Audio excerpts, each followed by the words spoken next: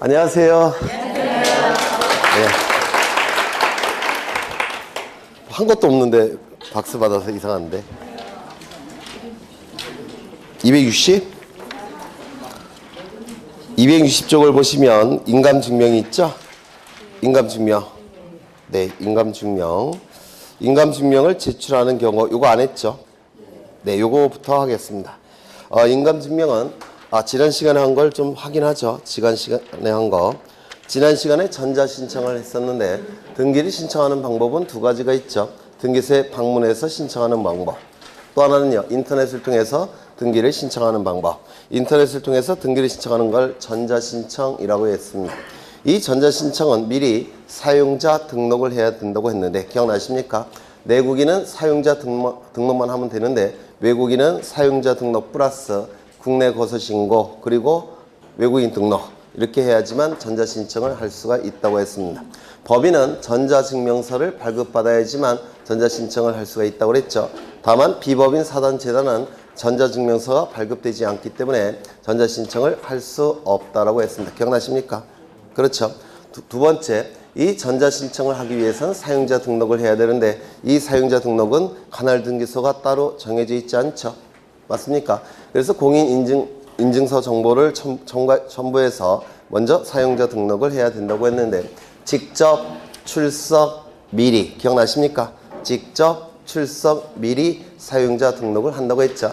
직접의 의미는 뭡니까? 대리인을 통해서 사용자 등록을 신청할 수 없다는 거. 출석은 뭐죠? 인터넷을 통해서 사용자 등록을 신청할 수 없다는 거. 미리는 뭡니까?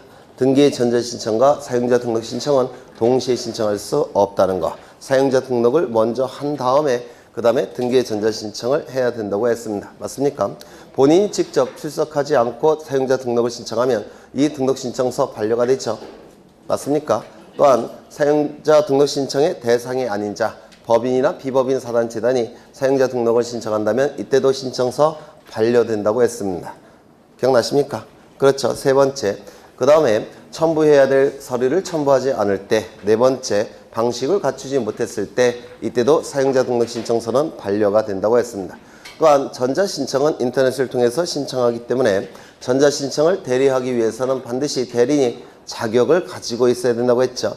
변호사 자격을 가진 자, 법무사 자격을 가진 자, 즉 자격자만 대리인으로서 전자신청을 대리한다라고 했습니다.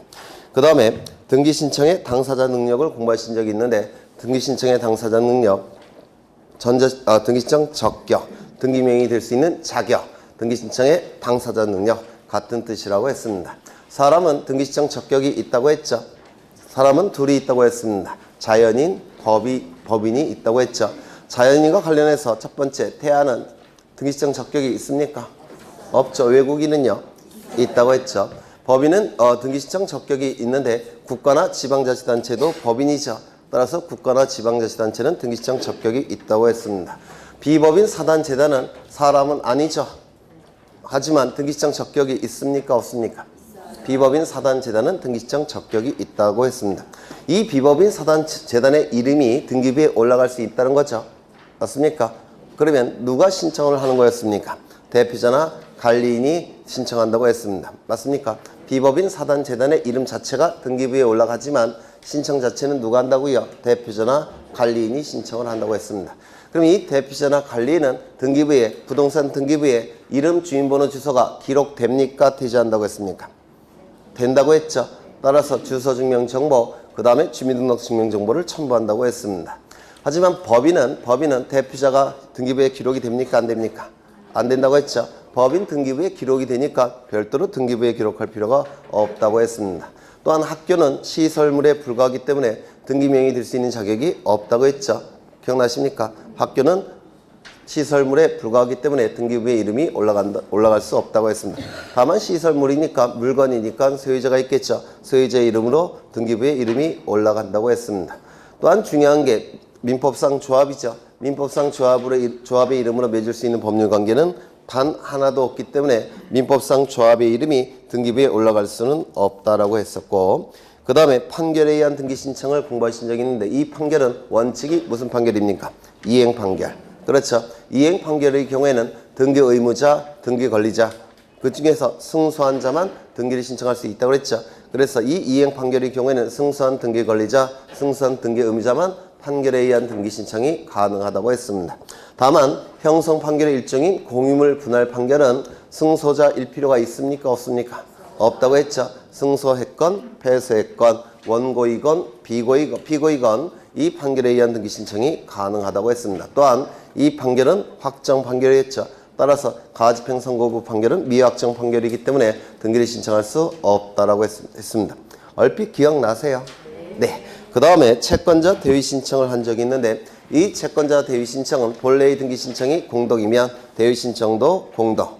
그 다음에 본래의 등기 신청이 단독이면 대위 신청도 단독 신청이라고 했죠. 맞습니까? 또한 이 채권자 대위 신청을 하기 위해서는 요건이 세 가지가 있는데 첫 번째 피보존 권리, 즉 채권자에게 채권이 있을 것. 두 번째 피대위 권리, 즉 채무자에게 등기 신청권이 있을 것. 세 번째 그 등기는 채무자에게 불리한 등기여서는 아니 될 것. 이렇게 세 가지 요건이 있다고 했습니다. 또한 이중의 대위 신청이 인정이 된다고 했죠. 이중의 대위 신청이 인정된다고 했고요. 그 다음에 일괄 신청을 공부한 적이 있는데 일괄 신청은 두 가지 종류가 있었습니다. 원칙적인 일괄 신청은 세 가지 요건이 있죠. 관할이 동일할 것, 등기 원인이 동일할 것, 등기 목적이 동일할 것. 이게 원칙적인 일괄 신청인데 특이한 일괄 신청이 하나 더 추가됐다고 했죠. 관할이 동일한 경우 대법원 규칙이 정하는 경우에는 일괄 신청이 가능하다고 했습니다. 그래서 이 대법원 규칙이 정하는 경우 세 가지가 있었는데 혹시 기억나실까요? 첫 번째 같은 채권을 담보하기 위해서 소유자가 다른 여러 개의 부동산에 대해서 저당권 등기를 신청할 때 기억나십니까? 기억나시죠? 그 다음에 매각 절차에 있어서 매수인 명의의 소유권 이전 등기와 매수인이 인수하지 아니하는 부담 가란 등기, 경미 개시 결정 등기의 말소 등기는 일괄 촉탁한다고 했는데 기억나십니까? 정확하게 기억 안 나셔도 돼요. 어차피 정확하게 기억나시는 건 문제풀이가 들어가야 됩니다. 세 번째, 공매 처분에 의해서 매수인 명의로 권리 이전 등기가 이루어지고 그 다음에 압류 등기의 말소 등기 촉탁과 그 다음에 또 뭐가 있습니까? 압류 등기의 말소 등기 촉탁과 또 뭐가 있죠? 잊어버렸네. 매수인 명의의 수익권 이전 등기와 압류 등기의 말소 등기 촉탁과 그 다음에 인수하지 않는 권리에 관한 등기의 말소 등기 요 세 가지도 일괄 촉탁이 가능하다고 했습니다. 굉장히 어려운 내용을 보신 거예요. 그러면 이제 258쪽에 259쪽에 260쪽이죠. 인감증명을 지난 시간에 잠시 보셨는데 이 인감증명은 등기 신청 정보에 찍혀있는 등기 의무자의 도장이 진짜 그 등기 의무자의 도장인지를 살필 수 있는 증명정보, 이를 인감증명이라고 얘기했습니다. 그래서 등기 의무자만 인감증명을 첨부하는 거죠. 맞습니까? 따라서 공동신청의 경우 등기 의무자가 첨부하는 게 인감증명이에요. 그러면 단독신청이라고 한다면 등기 의무자가 원칙적으로 존재하지 않죠. 따라서 단독신청의 경우에는 인감증명 첨부하지 않을 겁니다. 따라서 강공서의 촉탁에 의한 등기도 인감증명을 첨부하지 않는 게 원칙입니다. 그렇겠죠. 그 다음에 인감증명을 첨부하는 경우 거기 책에 원래는 8가지인데요. 보통 출제가 7가지만 되고 있기 때문에 7가지만 기억하시면 되는데 이거 암기하는 게 쉽지 않습니다. 그래서 한 줄씩 이해를 하셔야 돼요. 아마 지난 시간에 1번은 했던 것 같아요. 소유권의 등기 명의인이 등기 의무자일 때 등기 의무자는 인감증명을 첨부한다고 했습니다. 이거 기억나실까요? 소유권의 등기 명의인이 등기 의무자일 때 등기 의무자는 인감증명을 첨부합니다. 동글뱅이 2번도 했었나요? 소유권에 관한 가등기 명의인이 가등기 말소 등기를 신청할 때도 인감증명을 첨부합니다. 이거 했습니까? 지난 시간에? 안 하셨어요? 네, 요 2번부터 보겠습니다. 이게 어렵기 때문에 이거를 그림을 통해서 여러분들이 그림을 이해하시는 게 기억에 오래 남을 겁니다. 먼저 원칙은 뭡니까? 소유권의 등기 명의인이 등기 의무자일 때 등기 의무자는 인감증명을 첨부하는 겁니다. 이걸 꼭 기억해 두셔야 돼요. 이건 가장 중요하고 사례형으로 출제될 수가 있기 때문에 꼭 기억해 두셔야 됩니다. 두 번째는 이거죠. 여기 이러한 부동산이 있습니다. 소유자가 갑입니다. 갑이 을에게 소유권 이전의 가등기를 설정해 줍니다. 그러면 을은 소유권 이전에 가등기를 하게 될 겁니다. 그러면 이 등기가 이루어짐으로 인해서 이익이 발생한 자는 누굽니까? 네, 을. 등기 권리자. 불이익이 발생한 자는 누굽니까? 갑. 등기 의무자. 소유권에 관한 등기 명의는 누굽니까? 가등기를 신청하러 갈 때, 가등기 신청하러 할 때 등기부에 기록된 소유권자는 누굽니까? 갑이겠죠. 소유권의 등기 명의는 갑이 될 겁니다. 그러면 같은 사람입니까? 다른 사람입니까? 같은 사람이죠. 따라서 갑은 인감증명을 첨부할 겁니다. 그렇죠. 바로 여기에 해당돼요. 소유권의 등기 명의인이 등기문제할 때 등기문자는 인감증명을 첨부할 겁니다. 그런데 이 가등기 권리는 자본주의 사회에서 아주 중요한 재산적 권리입니다. 자본주의 사회에서 대단히 중요한 재산적 권리예요. 기대권이라고 얘기합니다. 민법에서. 그럼 이 가등기 권리는 을이 포기할 수 있습니까? 네? 자본주의 사회에서 재산권 포기 못합니까? 예를 들어서 길거리 가다가 제가 휴대폰이 너무 마음에 안 들어요. 그러면 길거리 뭐 휴지통에다 던져버리고 갈 수 없습니까? 그거 던져버리고 왔다고 해서 경찰관이 쫓아옵니까?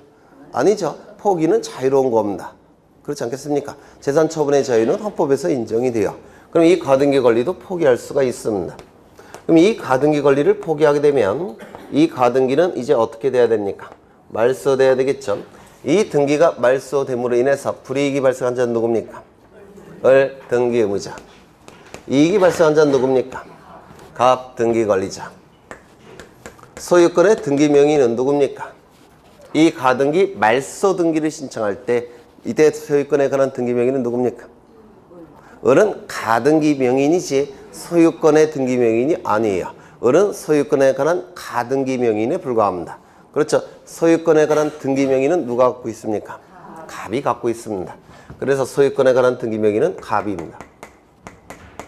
그러면 여기 등기무자는 을이고 소유권에 관한 가등기 명의는 갑이라고 한다면 일치합니까? 일치하지 않습니까? 일치하지 않죠. 따라서 원칙은 이 등기무자는 인감증명을 첨부할 필요가 있습니까? 없습니까? 원칙에 의한다면 첨부할 필요가 없습니다. 이거 이해가 되실까요? 그렇죠. 그런데 이제 가등기 말소 등기를 신청하러 갑과 을은 등기소에 가서 공동으로 말소 등기를 신청하게 될 겁니다. 이때 이 등기소에 있는 등기관은 이 말소 등기 신청 정보에 찍혀 있는 을의 도장이 진짜 을의 도장인지를 확인할 필요가 있을까요? 없을까요? 힌트. 아주 중요한 재산권입니다. 있겠죠. 진짜 이 을이 찍었는지 확인해야 되겠죠. 따라서 요 을은 인감증명을 첨부하는 겁니다. 그래서 원칙에 대한 예외입니다. 그래서 출제를 합니다. 원칙에 대한 예외이기 때문에 출제를 해요. 좀 기억해 두셔야 됩니다. 그 다음에 세 번째 등기필 정보나 등기필 정보는 한 번만 만들어진다고 했죠. 두 번 만들어지는 경우는 절대로 없다라고 했습니다. 그러면 등기필 정보나 등기필증이 없을 때 그때는 어떻게 했죠? 등기필증, 등기필 정보의 역할을 하는 게 필요하다고 했습니다. 세 가지. 첫 번째, 직접 출석해서 확인을 받고 확인 조서가 작성되는 방법. 기억나십니까? 두 번째, 위임 확인 정보 플러스 인감증명. 기억나실까요? 위임 확인 정보 플러스 인감증명. 세 번째, 공증정보 플러스 인감증명. 기억 안 나셔요? 네? 솔직히 얘기하세요. 나셔요? 안 나셔요? 네? 그게 세 번째예요.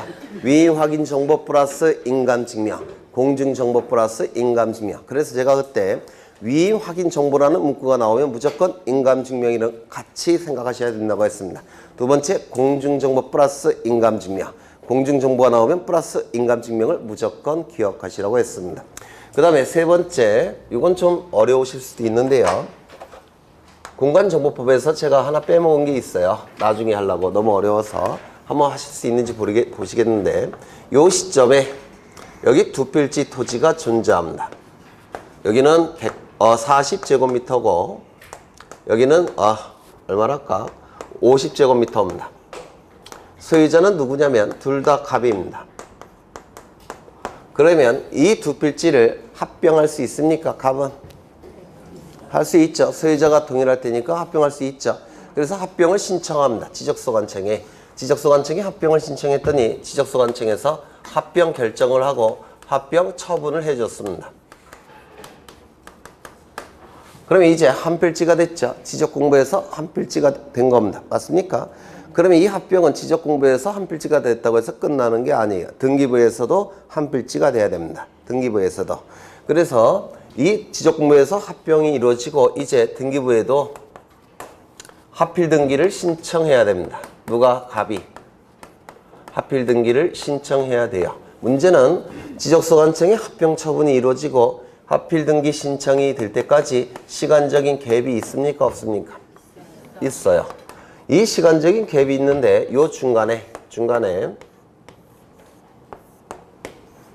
여기 40제곱미터고 여기 50제곱미터라고 했죠.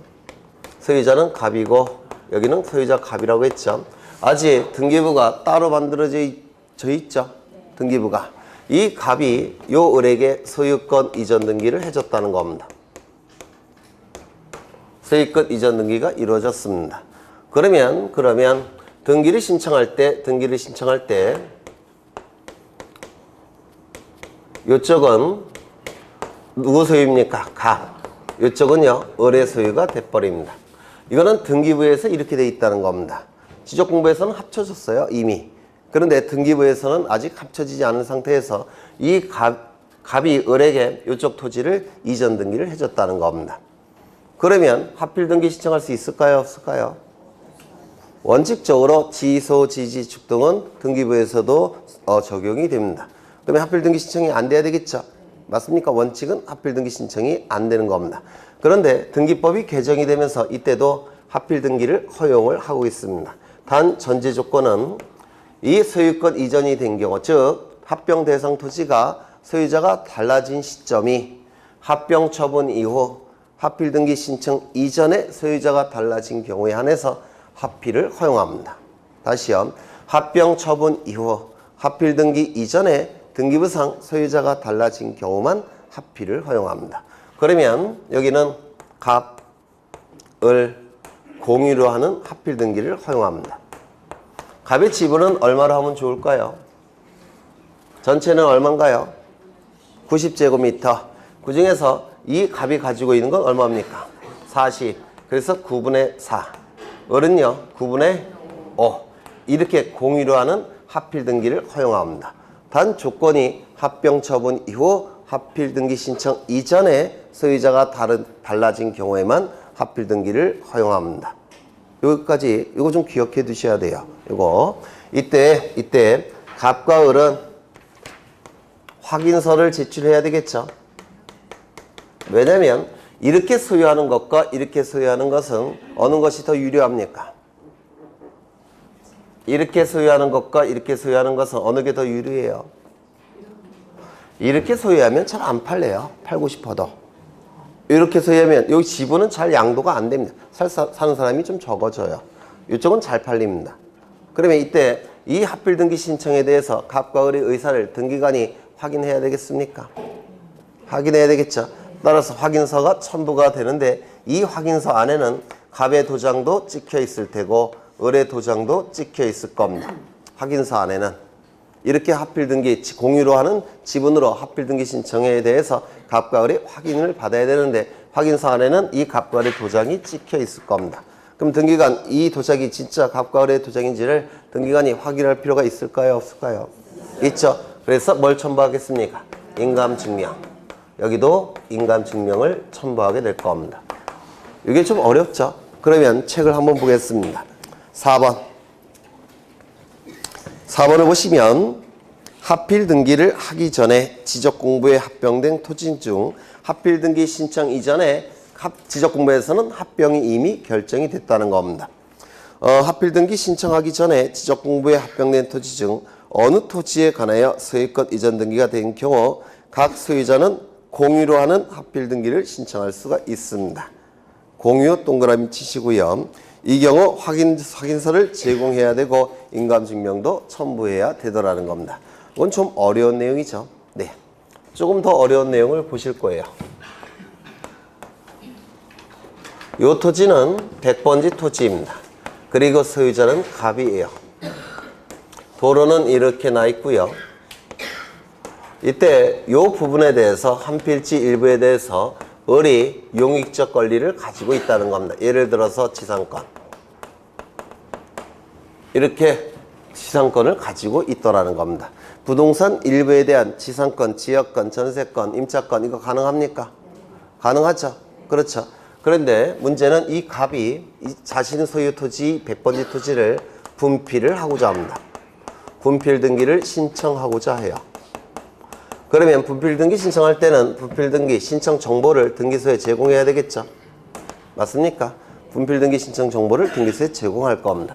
이때 이 분필 등기 신청 정보 안에는 지금 100번지가 두 필지로 나눠졌으니까 이게 100번지일 때 하나는 100번지, 이쪽은 101번지로 이렇게 분필 등기를 신청하고자 합니다. 이렇게. 그럼 분필 등기 신청 정보에는 이제 토지가 100번지가 뭐로 바뀌는 겁니까? 100번지와 100의 1번지로 바뀌는 거죠. 분필 등기가 이루어지면. 맞습니까? 그러면 이때 요 을의 지상권은 어느 쪽 등기부에 기록이 돼야 되겠습니까? 네? 을의 지상권은 어느 쪽에 등기가 돼야 돼요? 이게 없어서? 네. 이제 되셨습니까? 네. 그러면 어느 쪽에 기록이 돼야 됩니까? 여기에 을의 지상권이 기록이 돼야 될 겁니다. 여기까지 되셨습니까? 그래야지만 두 개의 등기부로 나눠졌을 때 을의 지상권은 100의 1번지 토지 등기부에 기록이 될 겁니다. 그런데 이 갑의 입장에서는 이쪽에 을의 지상권이 있다라고 뻥카 칠 수 있습니까? 있을 수 있어요? 없어요? 거짓으로. 그럴 가능성도 있죠. 따라서 이때 이 분필 등기 신청 정보를 등기소에 제공할 때는 을의 확인서가 필요합니다. 을의 확인서가 필요해요. 을의 확인서가 있어야지만 이제 100의 1번지 토지 등기부에 을의 지상권 등기가 실행이 됩니다. 그럼 이 확인서 안에는 을의 도장이 찍혀 있을까요? 안 찍혀 있을까요? 찍혀 있겠죠. 따라서 뭘 첨부합니까? 인감증명을 첨부하는 겁니다. 이거 되셨을까요? 그래서 이 두 가지가 좀 어려워요. 근데 이거는 그림을 통해서 기억하시면 오히려 그다지 이제 암기하는 게 어렵지 않을 겁니다. 그래서 이 5번을 한번 보죠. 한필지 토지 일부의 권리가 설정된 상태에서 다 용익적 권리죠. 분할하는 경우 이에 관한 권리자의 확인서를 제공해야 된다 이렇게 돼 있죠. 분필 등기 신청 정보에 권리자의 확인서가 첨부가 돼야 됩니다. 그리고 그 확인서 안에는 권리자의 도장이 찍혀 있을 테고 그 도장이 진짜 그 용익권자의 도장인지를 등기관이 확인해야 되니까 인감증명 첨부해야 될 겁니다. 그 다음에 여기 6번은 지난 시간에 했던 것 같은데 상속재산 분할협의서 안에는 상속인들의 이름이 적혀 있고 도장이 찍힌다고 했죠. 플러스 상속인들의 뭐가 첨부된다고 했죠. 인감증명. 그렇죠. 인감증명을 첨부해야 된다고 했습니다. 7번째, 등기신청서에 제3자의 동의승낙을 증명하는 정보를 첨부하는 경우 제3자의 동의승낙을 증명하는 서류에는 제3자의 도장이 찍혀 있겠습니까? 찍혀 있겠죠. 따라서 인감증명을 첨부하게 됩니다. 그래서 요 7가지 이거 외우시는 것 자체가 불가능해요. 절차법은 암기가 불가능합니다. 그래서 그림을 통해서 여러분들이 다 그림을 그려드렸던 거예요. 그림을 암기하는 게 오히려 낫습니다. 글씨를 암기하는 것보다. 그 다음에 나머지들은 지난 시간에 했던 것 같고 이제 어디를 보시냐면 262쪽에 부동산 등기용 등록번호가 있는데요. 이 부동산 등기용 등록번호 그 밑에 보시면 주소 증명정보가 있죠. 주소 증명정보. 이 부동산 등기용 등록번호는 주민번호를 대신하는 겁니다. 주민번호는 우리나라 사람은 주민번호가 있죠. 근데 외국 사람 주민번호 있습니까? 없습니다. 그렇죠. 법인은 주민번호가 있을까요? 없을까요? 법인도 없겠죠. 비법인 사단 재단은 주민번호 있겠습니까? 없을 겁니다. 이렇게 주민번호가 없는 자에게 주민번호 역할을 하는 것이 바로 부동산 등기용 등록번호라고 얘기합니다. 주민번호 역할을 하는 번호가 부동산 등기용 등록번호인데 그러면 이제 등기부에는 주민번호와 주소가 기록되죠. 맞습니까? 그런데 예전에는 등기법이 개정이 되기 전에는 주소와 주민번호가 따로 규정되어 있었습니다. 등기법에. 그래서 보통 규제들이 이렇게 따로따로 기록을 했었어요. 교재 따로따로 나왔습니다. 그런데 등기법이 개정이 되면서 주소와 이 주민번호가 같이 규정이 돼 버렸어요. 그래서 지금은 따로따로 안 하셔도 돼요. 그냥 같이 기억하시면 됩니다. 그래서 이걸 좀 보겠습니다. 출제가 자주 되니까. 여기에 이러한 부동산이 존재합니다. 소유자는 갑이에요. 갑이 을로부터 10억 원을 빌립니다. 그냥 빌려줄까요? 안 빌려줄까요? 안 빌려주겠죠. 담보를 요구할 겁니다. 그래서 갑은 을에게 저당권을 설정하게 될 겁니다. 저당권이 설정이 되면 10억 원의 비담보 채권이 발생을 했을 테고, 이를 담보하기 위한 저당권 등기를 할 테고 저당권을 취득하게 될 겁니다. 그래서 등기부에는 이렇게 기록이 될 거예요. 1번 저당권 설정 을 그 다음에 10억 이렇게 기록이 될 겁니다. 그러면 이 등기가 이루어짐으로 인해서 이익이 발생한 자는 누굽니까? 을 등기 권리자. 불이익이 발생한 자 누구죠? 갑 등기 의무자. 그래서 갑과 을이 등기소에 가서 이 등기를 공동으로 신청하게 될 겁니다. 맞습니까? 이때 이 을을 뭐라고 부르냐면 저당권의 등기명의인이라고 부릅니다.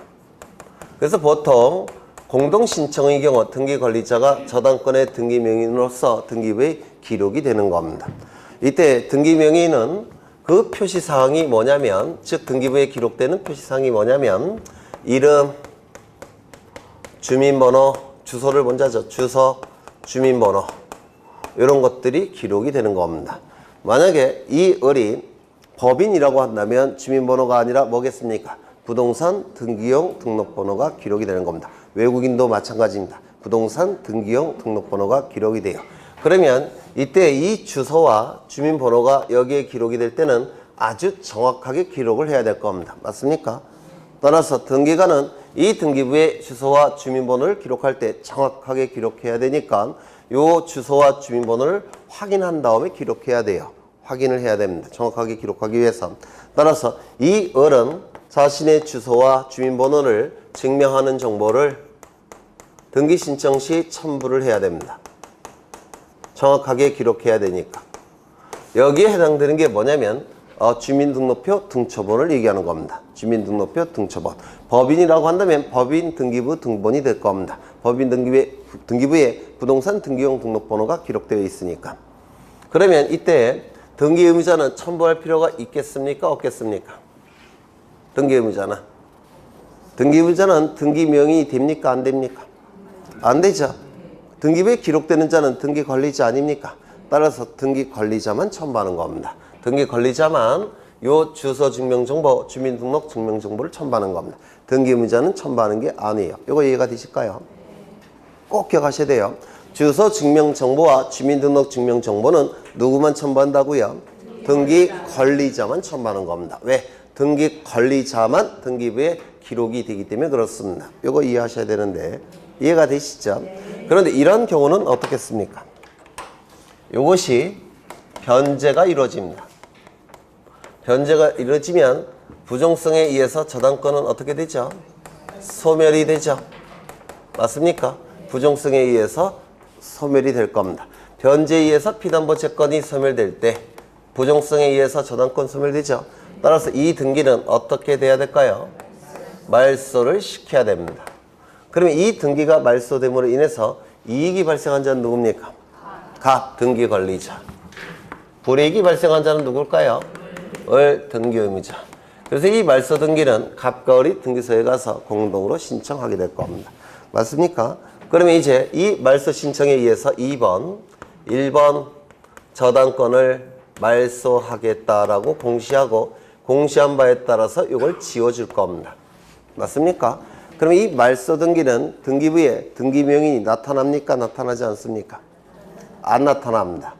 따라서 등기부에 등기명인이 표시되지 않는 등기들, 즉 이러한 말소 등기 같은 경우에는 등기 관리자가 존재한다 할지라도 주소 증명 정보와 주민등록 증명 정보를 첨부할 필요가 있겠습니까? 없겠습니까? 없습니다. 등기명인이 나타날 때만 등기 관리자가 이걸 첨부하는 겁니다. 다시요. 등기부에 주소와 주민번호를 기록할 때만, 그때만 등기 관리자가 주소 증명 정보를 첨부하는 겁니다. 이거 좀 이해를 해 두셔야 될 겁니다. 되셨을까요? 네. 여기에 부동산이 존재하고요. 이 부동산의 소유자는 부산에 살고 계시는 이명박이라는 이름을 가진 분입니다. 신문에 나오는 이명박이라는 분은 서울이 주소겠죠. 서울이 이명박도 있을 겁니다. 이때 이 이명박은 을과 매매 계약을 체결합니다. 소유권 이전 등기까지 이루어지면 소유권은 이명박에서 을로 소유권이 변동이 될 겁니다. 이때 이 분을 뭐라고 부릅니까? 등기 의무자. 을은요, 등기 권리자. 그래서 등기소에 가서 등기를 이렇게 공동으로 신청하게 될 겁니다. 등기부에는 이렇게 기록이 될 거예요. 1번 소유권 보전 이명박. 주소지는 어디입니까? 네, 부산. 그리고 주민번호도 이렇게 기록이 될 겁니다. 이름, 주민번호, 주소가 같이 기록이 되는 겁니다. 그렇죠? 그 다음에 이제 소유권 이전 등기 신청을 통해서 누구 이름으로 등기가 돼야 됩니까? 을의 이름으로. 2번 소유권 이전 을 이렇게 기록이 될 겁니다. 그리고 주소와 주민번호도 같이 기록이 될 겁니다. 그러면 이때 등기 권리자 을은 이 등기를 신청할 때 뭘 첨부해야 된다고요? 주소 증명 정보와 주민등록 증명 정보를 첨부하는데 여기에 해당되는 게 뭐라고요? 주민등록표 등초본을 얘기하는 겁니다. 주민등록표 등초본. 법인의 경우에는 법인 등기부 등본이 될 겁니다. 그렇겠죠? 그런데 이 소유권 이전 등기는 모든 권리 중에서 으뜸이 되는 권리, 소유권이 넘어가는 등기입니다. 그래서 이 소유권 같은 경우는 부동산 사기, 무권리자의 처분행위가 자주 나타나요. 즉, 소유자는 누굽니까? 부산에 있는 이명박이죠. 그런데 서울에 있는 요 나쁜 이명박이라는 놈이 요 이명박의 부산의 이명박 동명이인이라고 해서 자신의 것처럼 요 을에게 팔아버리는 경우가 있습니다. 부동산 사기, 무권리자의 처분행위. 이럴 가능성이 있어요. 좀 나쁜 놈이죠, 이 양반이. 네. 그러면 이때 이 사람이 이렇게 등기를 신청할 때 서울에 있는 이명박이 소유권이 원래 소유권은 이 사람한테 있죠. 맞습니까? 그러면 이 같은 사람이라는 것을 동일이라는 것을 등기관이 확인해야 되기 때문에 뭘 첨부해야 되냐면 요걸 첨부해야 돼요. 주소. 소유권만큼은 소유자 동명이인이 다른 사람의 부동산을 처분할 가능성이 있기 때문에 이 소유권 이전 등기만큼은 등기 의무자도 주소 증명 정보를 첨부해야 되더라는 겁니다. 동명이인이 무권리자의 처분 행위로서 남의 부동산을 처분하는 것을 방지하기 위해서 그렇습니다. 이거 이해가 되실까요? 네, 그럼 정리하죠. 이 주소 증명 정보와 주민등록 증명 정보는 누가 첨부하는 겁니까? 등기 관리자가 등기부에 기록이 될 때 첨부하는 겁니다. 맞습니까? 다만 소유권 이전 등기에서만큼은 무권리자의 처분 행위가 나타나는 것을 방지하기 위해서 등기 의무자도 뭐는 첨부해야 된다는 겁니까? 주소 증명 정보를 첨부해야 된다는 겁니다. 주민등록 증명 정보는 첨부할 필요가 없어요. 이름과 주소까지 같다면 그건 소유자가 확실하기 때문에 그렇습니다. 따라서 이 경우는 뭐만 첨부한다고요? 주소 증명 정보. 이거 꼭 기억해 두셔야 됩니다. 자주 출제가 되니까. 그래서 거기 3번에 부동산 등기용 등록번호 이렇게 나와 있고요. 그 다음에 4번이 더 중요하죠. 4번을 보시면 등기 권리자의 주소 증명 정보 있습니까? 맨 마지막에. 네. 그렇죠. 그 다음에 한 페이지 위로, 옆 페이지 보시면, 꼭대기 보시면 소유권 이전 등기를 신청하는 경우 누구도 첨부해야 된다고요? 등기 의무자도 주소 증명 정보를 첨부해야 됩니다. 요거 이해가 되셨을까요? 얘는 뭐도 첨부해야 된다고요? 주소 증명 정보. 그런데 만약에 이 등기가 강공소가 개입되는 등기라고 한다면, 즉 판결, 경매, 공매, 강공소의 촉탁에 의한 등기라고 한다면 이러한 무권리자의 처분행위가 나타날 가능성이 있을까요? 없을까요? 없습니다.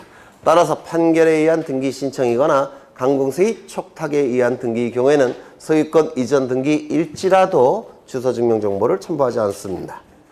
다시요. 소유권 이전 등기의 경우에 등기 의무자는 뭘 첨부해야 된다고요? 주소 증명 정보. 다만 판결에 의한 등기 신청이거나 강공소의 촉탁에 의한 등기라고 한다면 소유권 이전 등기일지라도 등기무자가 주소증명정보를 첨부할 필요가 없습니다. 우리 책에는 없지만 그것도 좀 기억해 두셔야 됩니다. 그 다음에 그 밑에 부동산 등기용 등록번호 부여 절차가 나와 있는데요. 이 부동산 등기용 등록번호는 주민번호가 없는 자에게 주민번호 역할을 하는 번호가 부동산 등기용 등록번호예요. 그런데 여기서 출제가 되는 게 있는데 이 부동산 등기용 등록번호를 누가 부여하느냐, 부여의 주체, 이게 가끔 출제가 됩니다. 그래서 이 부여의 주체 거기 표에 나와 있는데요. 이건 외우셔야 돼요. 뭐 설명드릴 게 없습니다. 그냥 외우시는 겁니다. 물론 민법 지식이 아주 많이 있다라고 한다면 이해도 하실 수가 있지만 우리 시험 부동산 민법 거기에 시험 범위가 아닌 거라서 그냥 외우시는 게 좋을 것 같아요. 그 다음에 오른쪽을 보시면 부동산 표시를 증명하는 정보, 대장 증명 정보를 얘기하는데요. 이 대장 증명 정보, 토지 대장, 임야 대장, 건축물 대장을 얘기하는 건데요. 4개의 등기를 신청할 때만 이 대장 증명 정보를 첨부한다고 했는데 이거 꼭 기억하셔야 돼요. 첫 번째, 가장 중요한 등기인 소유권에 관한 등기 2개. 뭐가 있습니까? 소유권 보전, 소유권 이전. 두 번째, 이 등기부 표제부는 기준이 대장이에요. 따라서 표제부 등기도 대장 증명 정보를 첨부합니다.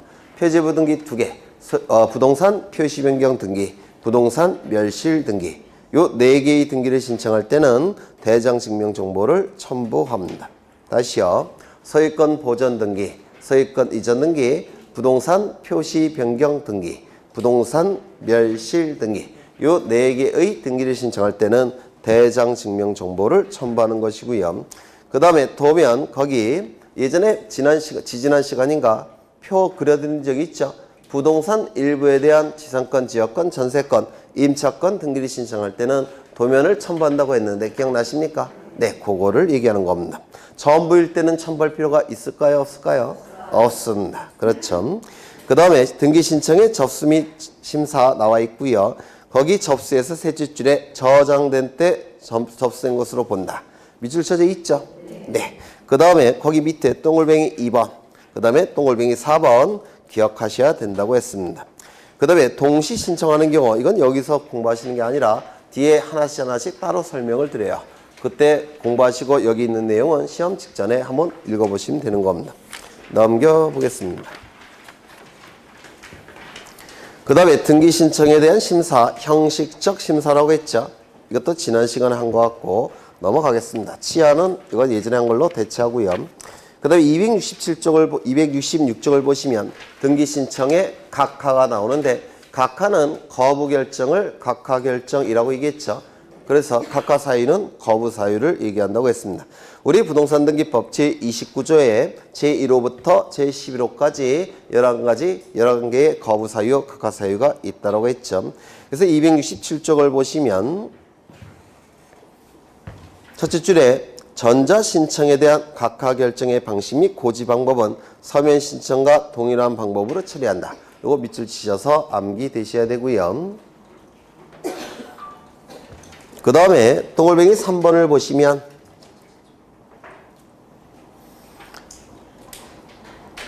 둘째 줄에 각하 결정이 난 후, 각하 결정이 났다는 얘기는 이미 거부 결정이 확정이 된 겁니다.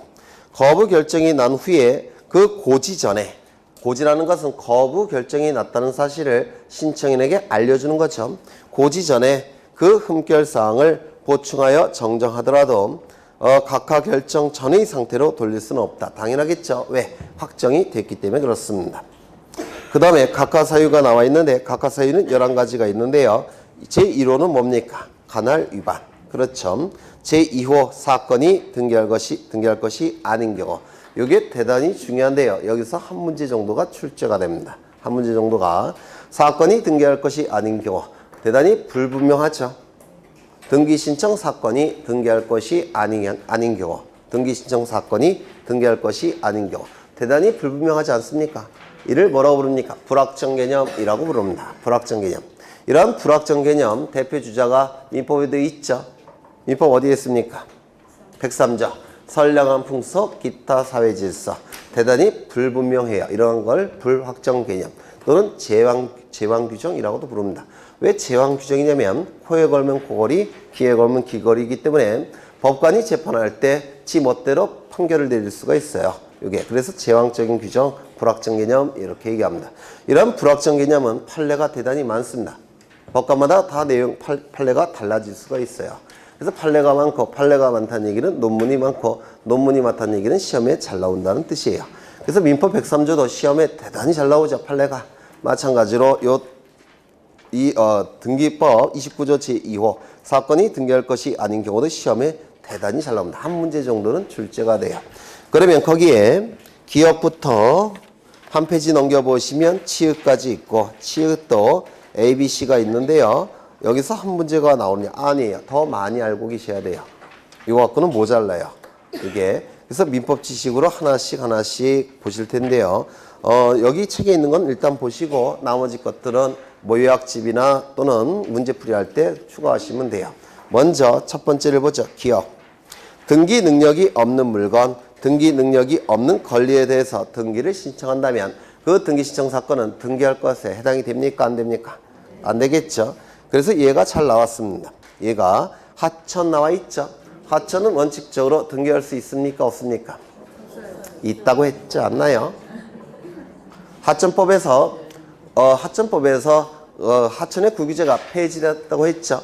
따라서 원칙이 모든 등기가 다 가능합니다. 다만 금지되어 있는 등기가 4가지가 있다고 했는데 기억나십니까? 뭐가 있습니까? 지상권, 지역권, 전세권, 임차권 요 4개의 등기만 금지되어 있고 나머지 등기는 다 가능하다고 했죠. 그래서 곧 지워주시는 게 맞아요. 하천의 구규제는 폐지됐습니다. 그래서 하천도 이제 등기가 가능합니다. 등기할 수 있는 물건이에요. 그 다음에 공유수면 하의 토지는 뭡니까? 바닷속 토지를 얘기해요. 대륙봉. 대륙봉을 얘기하죠. 등기할 수 없을 겁니다. 교량 등기할 수 있습니까? 교량은 다리를 얘기하겠죠. 강 위에 설치가 되어 있는 것. 등기할 수 있는 건물이 되기 위해서는 3가지를 충족해야 되죠. 첫 번째, 정착성. 두 번째, 외기 분단성. 세 번째, 용도성. 그런데 이 교량은 지붕과 벽이 있습니까? 없죠. 정착성이 없기 때문에 등기할 수 없을 겁니다. 그 다음에 점유권. 등기할 수 있는 권리입니까? 점유권은 언제 인정이 돼요? 사실상 지배하면 인정되는 권리죠. 따라서 사실상 지배만 이루어지면 점유권이 인정되기 때문에 등기가 필요 없습니다. 그 다음에 유치권. 이건 시험에 대단히 잘 나오는데요. 유치권은 법정 담보물권이라 얘기하죠. 법정 담보물권의 의미는 법이 정한 요건을 구비할 때 담보물권의 효력을 인정하겠다는 겁니다. 그게 법정 담보물권이에요. 그럼 법이 정한 요건 안에는 등기가 있느냐? 없습니다. 따라서 유치권 등기가 불가능합니다. 그렇죠. 두 번째, 법령에 근거가 없는 특약사항의 등기를 신청하는 경우. 약정등기, 특약등기를 얘기하는데 이것도 제가 예전에 설명을 드린 적이 있어요. 어떻게 설명을 드린 적이 있느냐면 등기 신청 정보에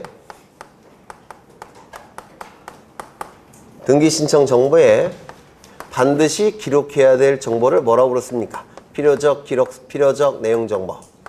이렇게 불렀죠. 그 다음에 기록해도 그만, 기록하지 않아도 그만 뭐라고 불렀습니까? 임의적 내용 정보. 왜 필요적 내용 정보, 임의적 내용 정보가 있냐면 등기부에 기록하는 것도 반드시 기록해야 되는 거, 기록해도 그만, 기록하지 않아도 그만인 게 있었습니다. 등기부에 반드시 기록해야 될 것은 필요적 기록사항이라고 부르는데요. 그 등기부에 반드시 기록해야 될 내용은 신청정보에도 반드시 기록해야 되겠죠. 맞습니까? 등기관의 역할은 신청정보에 있는 내용을 보고서 등기부에 옮겨 적는 겁니다. 그럼 등기부에 반드시 기록해야 될 내용은 신청정보에도 반드시 있어야 돼요. 그렇죠? 그게 바로 뭡니까? 필요적 내용정보. 등기부에서는 필요적 기록사항 이렇게 부릅니다.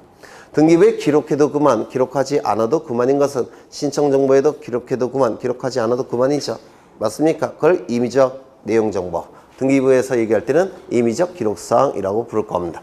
그럼 이 임의적 내용정보 제가 몇 가지를 정리한 적이 있는데 첫 번째, 기록하지 않아도 상관이 없는데 당사자가 기록하기로 약정했다면 이때는 기록해야 된다고 했죠. 이게 바로 임의적 기록사항, 임의적 내용정보라고 불렀어요. 약정과 같은 의미가 있는 게 뭐가 있습니까? 특약, 합의, 계약. 이런 문구가 있다면 이건 임의적 내용정보라고 했는데 기억나십니까? 그렇죠. 그러면 이런 것들은 반드시 뭐가 있어야 된다고 했죠? 등기법에 근거 규정이 있어야지만 약정할 수 있고 특약할 수 있고 합의할 수 있고 계약을 체결할 수 있다고 그랬죠. 근거 규정이 반드시 있어야 돼요. 그러면 근거 규정에 의해서 신청정보에 기록되어 있는 것은 등기부에 이제는 기록할 수도 있죠. 이거 무슨 등기한다고 했습니까? 부기등기. 기억나실까요? 네. 그 다음에 두 번째, 기간의 의미가 있는 것도 전부 다 임의적 내용 정보라고 했죠. 기간의 의미가 있는 거. 변제기, 시기, 종기, 존속기간 이런 것들은 전부 다 임의적 내용 정보라고 했습니다. 이건 임의적 기록사항이에요. 등기부에서는. 그 다음에 세 번째, 돈의 의미가 있는 거. 뭐가 있습니까? 지료, 보증금, 이자 이런 것 전부 다 임의적 기록사항입니다. 다만 돈의 의미가 있지만 필요적 기록사항 몇 가지 암기하시라고 했는데 뭐가 있었습니까? 전세권 등기에 있어서 전세금, 임차권 등기에 있어서 차임 맞습니까? 그 다음에 환매 등기에 있어서 매매대금, 매매비용, 매매대금, 매매비용 이런 것들은 반드시 기록해야 된다고 했죠. 그렇죠. 그러면 이거 다시 한번 보시면 법령에 근거가 없는 특약사항의 등기를 신청했을 때 등기해 줄까요? 안 해줄까요? 안 해주겠죠. 등기시정 사건이 등기할 것이 아닌 경우에 해당이 됩니다. 반드시 근거 규정이 있어야 돼요. 특약사항은 반드시 근거 규정이 있어야지만 등기할 수가 있습니다. 따라서 신청정보에도 기록할 수가 있습니다. 왜냐하면 근거 규정이 없다면 이 특약은 사적자치 원칙에 의해서 당사자가 멋대로 특약할 수가 있는 겁니다. 그러면 등기부에 그걸 다 기록한다면 공시기능이 떨어져요. 따라서 이건 근거 규정이 반드시 있어야 됩니다. 그 다음에 세 번째, 구분 건물의 전유 부분과 대지 사용권의 분리 처분 금지에 위반한 등기를 신청하는 경우 구분 건물의 소유권과 대지 사용권은 반드시 같은 사람이 갖고 있어야 된다고 했죠. 기억나실까요? 이 대지 사용권은 구분 건물을 소유하기 위해서 대지를 사용할 수 있는 권리이기 때문에 구분 건물 소유자는 대지 사용권이 원칙적으로 반드시 있어야 됩니다. 그럼 따로 처분할 수 있습니까? 없겠죠. 따로 처분하는 등기 신청해봤자 안 해줄 겁니다. 등기 신청 사건이 등기할 것이 아닌 경우에 해당이 될 겁니다. 그 다음에 리을을 보시면 농지를 전세권 설정의 목적으로 하는 등기를 신청하는 경우 이것도 허용되지 않습니다. 왜냐하면 조선이라는 나라가 있었죠. 조선이라는 나라가 망한 이유가 역사학계의 통설은 뭐냐면 이 지주전호제예요. 소작제. 소작제로 인해서 근대 국가가 형성이 되지 못했기 때문에 일본에 침략당해서 망했다 이렇게 봅니다. 역사학계에서. 그러면 소작제가 우리 대한민국이 만들어질 때 헌법이 만들어질 때 소작제를 허용할 수 있겠습니까? 허용할 수 없겠습니까? 없을 거예요. 조선이 망한 이유를 소작제로 보기 때문에 대한민국이 건국이 됐을 때 건국이 아니라 건국이라고 하면 일베소리 듣는데 대한민국이 만들어졌을 때 헌법이 만들어질 때 소작제를 금지시킬 수밖에 없다는 겁니다. 그래서 우리 헌법에는 경자유전이라는 원칙이 규정되어 있어요. 경자유전. 이거 무슨 뜻입니까? 소작제를 금지하겠다는 겁니다. 이것이. 농사를 짓는 자만 경자. 이거는 밭을 간다 이런 뜻이에요. 농사를 짓는 자만이 밭을 가지고 있어야 된다는 원칙이에요. 이게 소작제 금지 규정입니다. 헌법에 있는. 그러면 민법에서도 헌법의 지지를 받아들여서 소작제와 가장 유사한 것은 금지시킬 수밖에 없습니다. 소작제와 가장 유사한 게 뭐냐면 농지에 대한 전세권이에요. 그래서 우리 민법에서는 농지에 대한 전세권이 명문으로 금지되어 있습니다. 혹시 이거 민법 규정에서 보신 적 있습니까?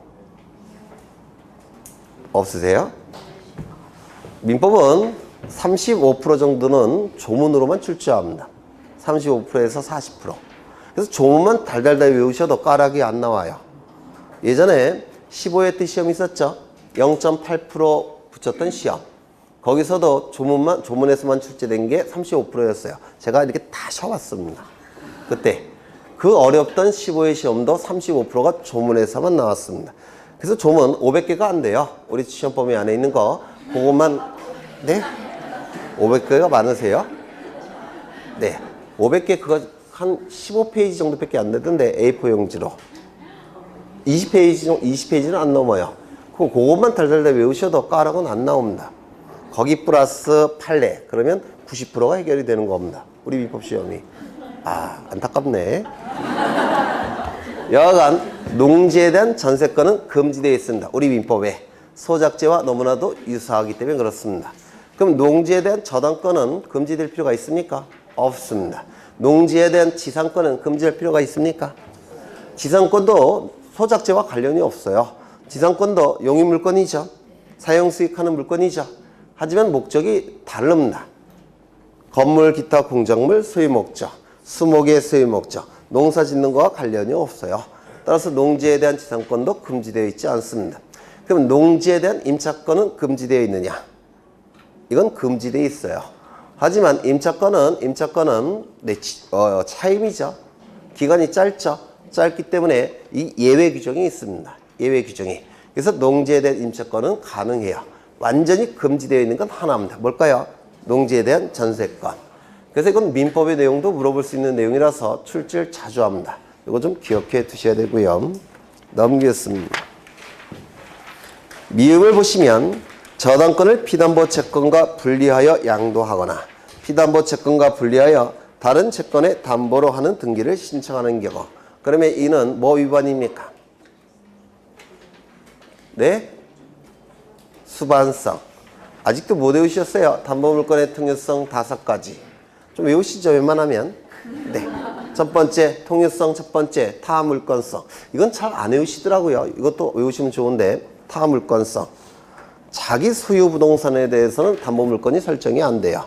남의 부동산에 대해서는 담보물권이 설정이 되는 겁니다. 이건 민법에서도 출제될 수 있는데, 타물권성. 두 번째는요, 부종성. 세 번째는 수반성. 네 번째는 불가분성. 다섯 번째는 물성내외성. 그렇죠. 그러면 여기서 저당권을 피담보 채권과 분리하여 양도하거나 피담보 채권과 분리하여 다른 채권의 담보로 하는 등기를 신청한 것은 이거는 수반성 위반입니다. 담보 물건은 피담보 채권에 수반돼서 따라다닙니다. 피담보 채권이 이전되면 담보 물건도 같이 이전돼야 돼요. 이게 수반성이라고 얘기합니다. 부종성과 헷갈려 하시는데 부종성은 붙어서 끝나는 성질이 있다라는 뜻이에요. 붙일 붙자예요. 끝날 종자고. 그래서 피담보 채권이 소멸되면 담보 물건도 피담보 채권과 붙어서 끝나는 성질이 있다 이런 뜻이에요. 아까 제가 써드린 거 있는 것 같은데 이거죠. 이것이 소멸되면 담보 물건도 피담보 채권과 붙어서 끝나기 때문에 저당권도 소멸되는 겁니다. 이게 부종성이에요. 헷갈릴 필요가 없는데. 네. 그러면 이거 미음도 수반성 위반이라서 각하되겠죠. 등기시정 사건이 등기할 것이 아닌 경우에 해당이 됩니다. 그 다음에 비읍 일부 지분에 대한 소유권 보전 등기 신청할 수 있습니까? 없다 그랬죠. 지분권자 1인이 자신의 지분에 대해서만 보전 등기 신청할 수 없다고 했는데 기억나실까요? 그렇다면 지분권자 1인이 전원 명의로 보전 등기 신청할 수 있습니까? 있다고 했죠. 이건 어떨까요? 지난 시간에 했는지 안 했는지 모르겠는데 상속인 1인이 자신의 지분에 대해서만 상속 등기 신청할 수 있습니까? 없다 그랬죠. 그러면 상속인 1인이 전원 명의로 상속 등기 시작할 수 있습니까? 이건 가능하다고 했죠. 네, 그게 나오고 있는 겁니다. 비읍과 시옷에. 이런 건 자주 출제가 돼요. 나올 게 뻔한 것들입니다. 그 다음에 이응도 보시면 관공서 또는 법원의 촉탁으로 실행되어야 할 등기를 신청한 경우 등기해 줄까요? 안 해줄까요? 왜 안 해줍니까? 네? 왜에 대한 대답이 나와야지 이해가 됐다고 평가하는 거예요. 암기한 건 이해가 된 게 아닙니다. 왜 안 해줍니까? 거기 답이 있는데 거기 촉탁으로 이라는 표현이 있죠. 촉탁 등기인데 관공서의 촉탁 등기인데 어떻게 했습니까? 당사자가 신청했죠. 등기해 줄까요? 안 해줄까요? 안 해줍니다. 관공서의 촉탁에 의해서 이루어져야 되는데 당사자가 신청했다는 겁니다. 이건 등기법 위반이에요. 따라서 안 해줄 겁니다. 등기시정 사건이 등기할 것이 아닌 경우에 해당이 됩니다. 그 다음에 지읒을 보시면 이미 보존 등기된 부동산에 대해서 다시 보존 등기를 신청하게 되면 등기부가 2개가 나타나죠. 따라서 공식인에게 혼란이 발생하겠죠. 등기시정 사건이 등기할 것이 아닌 경우에 해당이 됩니다. 그 다음에 치읓을 보시면 신청서, 신청 취지 자체에 의하여 법률상 허용될 수 없음이 명백한 등기를 신청하는 경우 A. 등기할 권리 변동이 아닌 경우 즉 이것 지난 시간에 표로 설명을 드린 적이 있는데 부동산 일부에 대한 부동산 자체 일부에 대한 소유권에 관한 등기, 저당권에 관한 등기, 처분 제한 등기는 가능합니까? 안 된다고 했죠. 그러면 부동산 자체 일부에 대한 용익적 권리에 관한 등기, 임차권 등기는 가능하다고 했죠. 그러면 지분에 대한 소유권 등기, 저당권 등기, 처분 제한 등기는 가능합니까? 가능하다고 했죠. 지분에 대한 용익적 권리에 관한 등기, 임차권 등기는 가능하다고 했습니까? 네? 안 된다고 했죠. 기억나셔요? 네. 안 나시면 정확하게는 안 나셔도 제가 표로 그린 거는 기억나십니까? 표로. 또 그래야 돼요? 요약집 있으면 좋은데. 그래서 그 표가 있다는 것만 기억하셔도 돼요. 암기는 어차피 문제풀이 할 때 하면 되니까. 그렇죠. 그러면 부동산 일부에 대한 소유권 등기, 저당권 등기, 처분 제한 등기 신청했을 때 이거 해줍니까? 안 해줍니까? 안 해줘. 29조 제2호 내 사건이 등기할 것이 아닌 경우에 해당이 됩니다. 또한 지분에 대해서 지상권, 지역권, 전세권 등기 신청했을 때 이때도 각하해야 되겠죠. 사건이 등기할 것이 아닌 경우에 해당이 되는 겁니다. 그 다음에 B를 보시면 가등기에 기한 본등기, 기입금지, 가처분 등기. 이건 나중에 보실 건데요. 나중에 처음은 좀 어렵지만 나중에 보시면 당연하다고 생각하실 건데요. 아직 본격적인 설명은 안 할 겁니다. 문법 지식이 아직은 없을 테니까. 가처분은 원래 처분하는 것을 금지시키는 임시의 법원의 처분금지 가처분이에요. 가처분입니다. 처분하는 것을 금지시키는 임시의 법원의 처분을 처분금지 가처분이라고 부릅니다. 그래서 너무 기니까 여기서부터 여기까지 생략해서 그냥 가처분이라고 부릅니다. 그렇다면 처분이라는 개념이 무슨 뜻인가요? 있다가 없어지는 게 처분이에요. 제가 아파트 한 채 갖고 있는데 이걸 처분하면 저는 아파트가 있다가 없어지죠. 이게 처분의 개념입니다. 그럼 처분의 반대말은 뭘까요? 없다가 생기는 거. 취득입니다. 맞습니까? 그럼 이 처분금지 가처분은 처분하는 것을 금지시키는 임시의 법원의 처분이라는 건데요. 가등기에 기해서 본등기를 하는 것은 있다가 없어지는 겁니까? 없다가 생기는 겁니까? 없다가 생기는 거죠. 따라서 가등기에 기해서 본등기하는 것은 처분에 들어가지 않습니다. 이거 이해가 되실까요? 그럼 가등기에 기해서 본등기하는 것을 금지시키는 처분금지 가처분 등기라는 건 존재할 수 있습니까? 없습니까? 이거 그렇게 금방 이해하시면 안 되는데 되게 어려운 거라서. 네, 그거예요. 네, 가등기에 기해서 본등기하는 것은 처분에 들어가지 않기 때문에 처분금지 가처분 자체가 불가능합니다. 개념 자체가. 이거는 취득이죠. 맞습니까? 그럼 취득금지 가처분 등기라는 게 있냐? 그런 건 없어요. 처분금지 가처분 등기가 있는 겁니다. 그러면 여러분이 너무 빨리 이해하시니까 요거 하나 더 볼까요?